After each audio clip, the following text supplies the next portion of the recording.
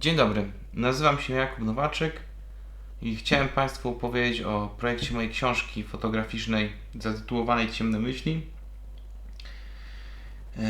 Projekt projekt powstawał w ramach mojej pracy magisterskiej na Uniwersytecie Komisji Edukacji Narodowej w Krakowie. Książka złożona jest głównie z materiałów archiwalnych, które odnalazłem na strychu rodzinnego domu. I na takim podstawowym poziomie opowiada o trudnych relacjach mężczyzn w mojej rodzinie, a właściwie o relacjach, których nie było, ponieważ mój ojciec zmarł, kiedy miałem 16 lat, z kolei jego ojciec, a mój dziadek zmarł, gdy mój ojciec Leszek miał lat 6, dokładnie w jego urodzinę. Mój ojciec, póki żył, też jakby zawsze był nieobecny. Mam wrażenie, że nigdy go dobrze nie poznałem. I ta książka jest też właśnie o poszukiwaniu odpowiedzi, poszukiwaniu zrozumienia, przebaczenia, zarówno ja jemu, jak i on mnie. Ale myślę, że taką najważniejszym punktem narracji, pomimo tych, które wymieniłem, jest też właśnie wyobcowanie, niemożliwość zrealizowania siebie i poszukiwanie zrozumienia, takie niespełnione poszukiwanie zrozumienia. I skąd to się bierze? Mój ojciec prowadził dziennik. Właściwie to nie był dziennik, tylko zbiór wierszy, moim zdaniem całkiem niezłych, nawet świetnych, zbiór tych wierszy zatytułowany jest Ciemne myśli. Stąd też właśnie tytuł książki. Ale wracając, mój ojciec pisał te wiersze, robił też fenomenalne zdjęcia. Zresztą mój dziadek też pisał wiersze i robił zdjęcia. I ja doświadczam podobnego problemu, nie robienia zdjęć, ale problemem jest właśnie niemożliwość dotarcia do odbiorcy, niemożliwość zrealizowania się, czy inaczej, posiadanie pewnej pasji, czy artystycznej duszy, próba bycia artystą, która tak naprawdę spełza na niczym, ponieważ nigdy w naszej rodzinie się nie przelewało. Ja też próbuję pogodzić jakby doczesne życie z próbami bycia artystą, fotografem. Jak dotąd zawsze właśnie potrzeby realizacji takich prymarnych celów, jak właśnie zapewnienie sobie bytu, były ważniejsze. Wobec tego musiałem imać się różnych prac, aby ten byt sobie zapewnić. I podobnie było z moim tatą. On zawsze był nieobecny do późna siedział w warsztacie złotniczym, bo mój ojciec był złotnikiem. Nigdy go nie było. Gdzieś tak się zapędził w tej próbie dojścia do czegoś, czy może zapewnienia mnie i mojemu bratu i mojej mamie bytu, że zamknął się w swoim świecie zupełnie. Pogrążył się w depresji pod koniec życia, naprawdę był w zaawansowanej depresji, do tego jeszcze doszła choroba alkoholowa, więc nie było za ciekawie. I ja właśnie mam podobnie, że bardzo bym chciał, żeby ktoś w końcu dostrzegł mnie, ale jednocześnie nie mogę do tego doprowadzić, ponieważ to moje zaplecze, jak nie wiecie, o co chodzi o pieniądze, nie pozwala mi, żebym zajął się tym, co kocham i w czym mam wrażenie, może mylne, ale jestem dobry. Dobrze, przejdźmy może do książki. Przepraszam za ten przydługi wstęp. Dobrze, więc przechodzimy do treści. Pragnę zaznaczyć, że jest to pierwsza wersja. Posiada jeszcze drobne błędy w druku, które już niedługo przy wydruku drugiej wersji, która nastąpi niebawem, zostaną poprawione. Książka rozpoczyna, ja rozpoczynam narrację w książce i jak zobaczycie na końcu też ja ją kończę. Jest taka swoista klamra kompozycyjna, bo mówię tak jak bardziej, mimo że ten środek książki jest ułożony chronologicznie od narodzin mojego ojca do jego śmierci, to tak naprawdę ja prowadzę tutaj narrację, właśnie w formie tekstu są wprowadzone różne moje przemyślenia, czy odnoszę się do danych zdjęć.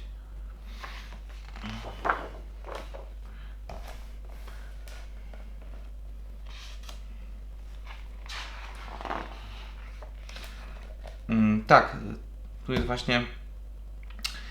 Pamiętam, że dzień śmierci mojego ojca był jednym z najpiękniejszych dni mojego życia. To był taki bardzo beztroski dzień. Była piękna pogoda, razem z kolegami jechaliśmy wtedy, Diko, mojego kolegi, po szkole, w ogóle chyba uciekliśmy tam z ostatnich lekcji.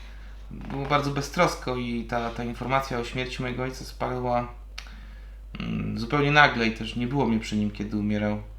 I też jego nie było przy mnie, kiedy powinien być, kiedy dorastałem w tych najważniejszych momentach, bo właśnie pogrążył się w jakimś takim marazmie. Więc też jakby nie czułem tej śmierci i trochę nie było mi, jest to może straszne zupełnie, ale nie było mi żal go wtedy. Gdzieś dopiero ta refleksja o braku mojego ojca, o tym, co się wydarzyło, przyszła.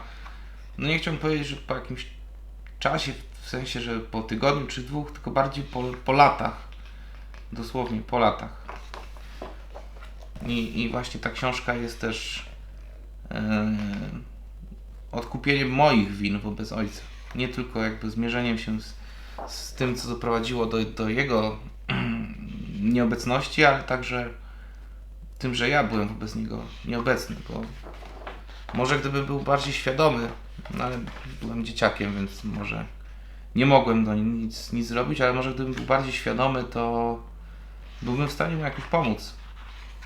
No ale już tego się nie dowiemy. Bardzo ważnym elementem narracji w książce są właśnie skany dziennika Ciemne myśli. To jest strona tytułowa i też tytuł, podtytuł Nasze marzenia i marzeń ich spełnienia jest zaczerpnięty właśnie z tego dziennika. No i odnosi się do tego, co mówiłem o niemożliwości realizacji swoich dążeń.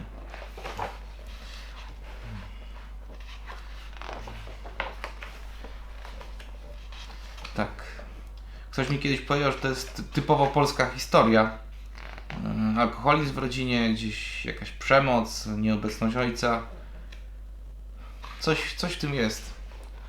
Ale nie powiedziałbym, że to jest na wskroś polska opowieść, bo przytłacza ilość archiwów i ich jakość. W sensie nie chcę jakby gloryfikować moich archiwów względem cudzych, ale tych zdjęć są tysiące i są naprawdę świetne zdjęcia. I tak samo 2 pokolenia, które tworzyły wiersze i które też są naprawdę, no bardzo, może dziadka nie, bo poświęcał temu mniej czasu, ale mojego ojca te wiersze naprawdę są fenomenalne.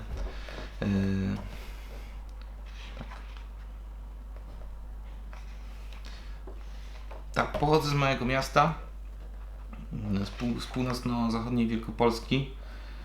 No, Międzychód. Typowe miasto pseudo-uzdrowiskowe. I mam taką, myślę, jednocześnie dość trudną relację z tym miejscem, ale też sądzę, że dość typową względem, no osoby pewnie, które są z małych miejscowości, to potwierdzą.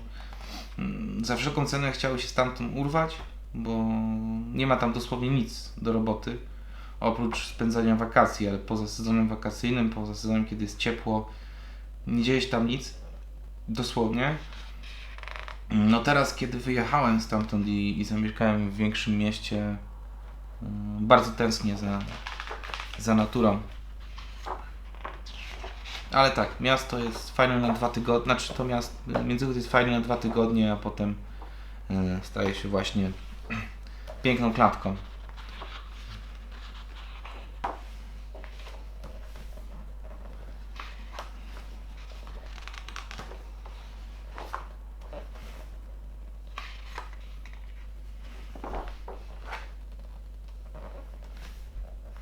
to mój dziadek z moim ojcem, kiedy był dzieckiem. Tak, zachowały się nawet prace z przedszkola mojego ojca. Ojciec z dziadkiem, kiedy jeszcze dziadek żył.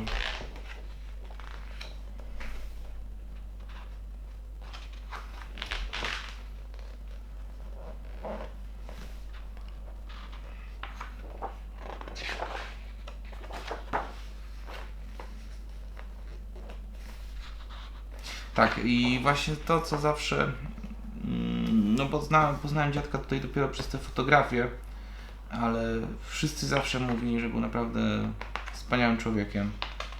I tylko tyle o nim wiedziałem. I też tak zawsze go postrzegałem w mojej wyobraźni. Tak jak mówiłem, co widać też na przykładzie tego zdjęcia, to jest pierwsza wersja, nazwijmy ją testową. Niektóre zdjęcia po prostu w wydruku wyszły zbyt ciemne, ale następna wersja już będzie posiadać te naniesione poprawki.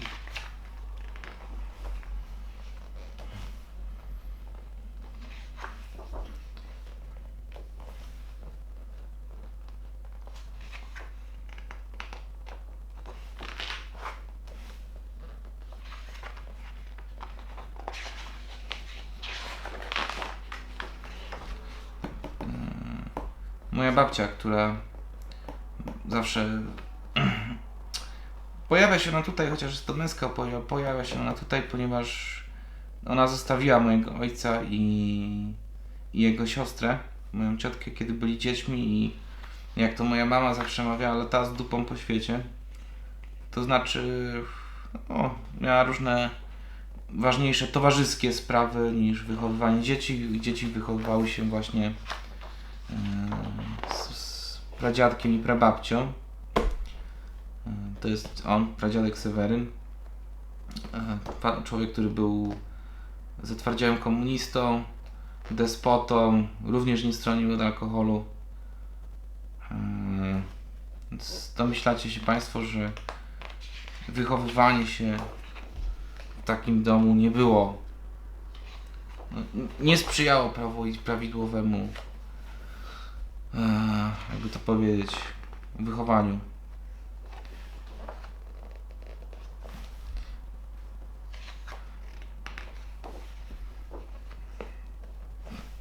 Tak jak mówię, ta książka jest formą terapii, ale też próbą zrozumienia mechanizmów, które przez 2 pokolenia doprowadzały za każdym razem do tragedii. No i miejmy nadzieję też próbą uniknięcia ich. Bo przecież teraz ja stanowię kolejne pokolenie, które zapisuje tą historię, które uzupełnia annały tej historii. I to ja decyduję o końcu.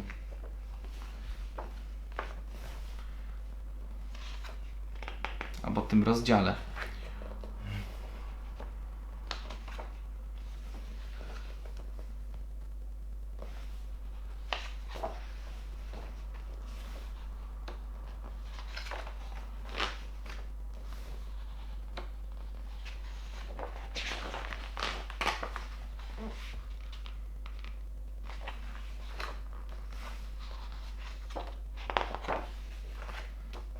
No i tak, najwięcej zdjęć jest z pogrzebu.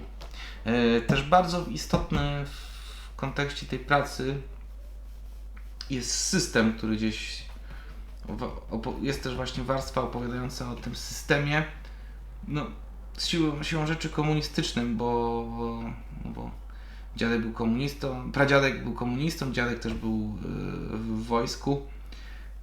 Więc pojawia się tam bardzo dużo odniesień do wojska i do partii komunistycznej, ale bardziej chodziło mi o to, żeby pokazać system w ogóle, niekoniecznie komunistyczny.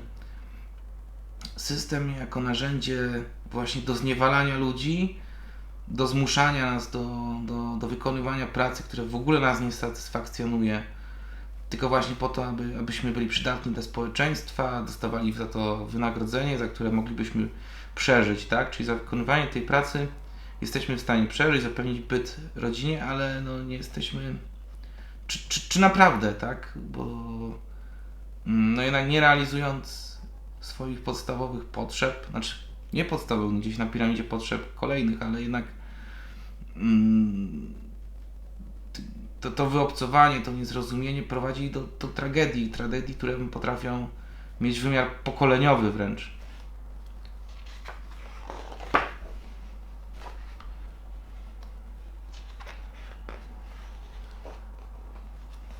Bardzo ważne są też, jest jakby tekst. No, tutaj w tej formie ciężko może być się na nim skupić, ale te wszystkie zapiski i wiersze i listy są niezwykle istotne w kontekście narracji.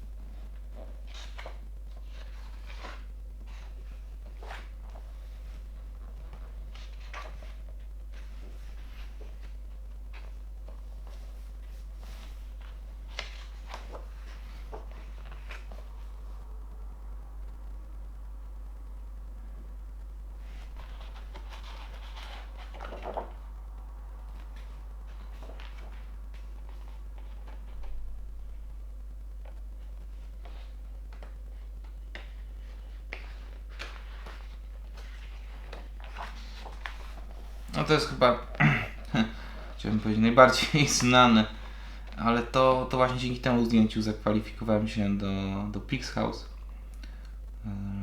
No myślę, że może nie jest najmocniejszym zdjęciem, ale jest fenomenalnym zdjęciem, już nie tylko patrząc od strony jakby w ogóle kolorystyki, że wszystko jest jakby utrzymane w jednej tonacji, wręcz monochromatyczne, czy jakby o pięknie skomponowanym kadrze, ale też jakby ta łuna, sylwetka mojego ojca i ta ciemność, która go pochłania i który jednocześnie z miłością patrzy, to akurat jest mój brat, na dziecko, tak jakby chciał uciec, wyjść z tego, jakby nie chciał opuszczać go, ale jednocześnie jest pochłaniany i stoi w takim rozkroku pomiędzy światłem, między miłością do dziecka, a światem swojej właśnie melancholii, depresji.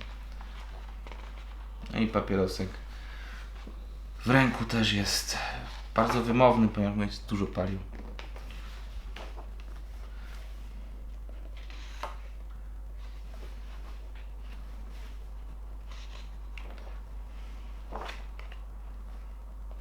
To jest zdjęcie wykonane przeze mnie.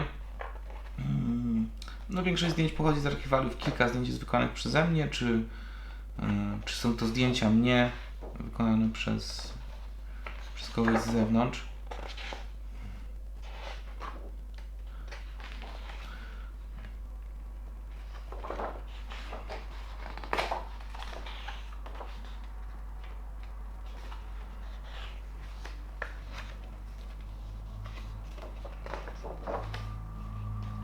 Tak, jest kilka takich analogii wizualnych. Bardzo lubię to połączenie, ponieważ wszystko jest zbudowane na zasadzie przeciwieństw. To zdjęcie jest starsze, jest kolorowe. To jest nowsze, jest czarno-białe. Tu mamy szczeniaka, tu mamy dorosłego psa.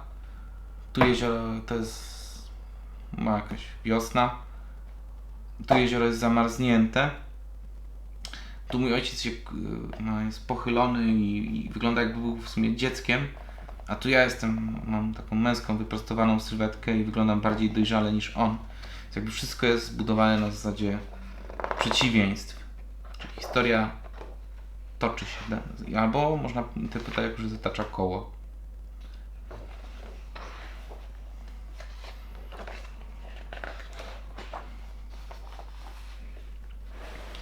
No i to było na tyle. Dziękuję Państwu za uwagę. Mam nadzieję, że książka się podobała. Cóż, mam nadzieję, że pewnego dnia, może niedługo, uda wydać się ją większym nakładem niż 2 egzemplarze puszczone do druku. Dziękuję bardzo. Kłaniam się.